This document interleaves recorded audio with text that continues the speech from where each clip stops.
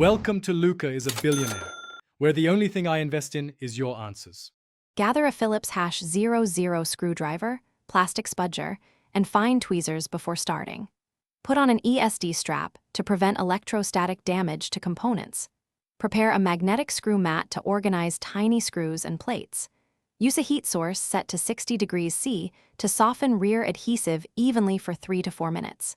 Keep a jar for removed parts and label them clearly to avoid confusion later. Verify you have a replacement home button assembly, sized about 8 millimeters in diameter. Heat the back panel at 60 degrees C for 3 to 4 minutes before prying it open. Insert a plastic pick at the heated edge and slide it around the panel to separate adhesive. Remove visible Phillips #00 screws securing the midframe and lift it gently with a spudger. Locate the home button ribbon cable and release its ZIF connector by flipping the latch. Carefully free the button assembly from its bracket, watching for grounding springs and alignment pegs that sit about 3–5 millimeters deep. Place the replacement home button assembly into the bracket and align the pegs precisely.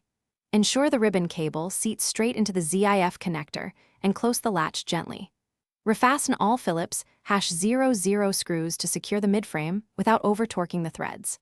Apply 3M adhesive tape 20 millimeters wide to the rear panel perimeter for a reliable seal. Press the back cover into place evenly and clamp for 2 minutes to bond the adhesive. Power on the phone and test the home button and fingerprint response before finishing reassembly. Thanks for watching and please subscribe. It's the best investment you'll ever make.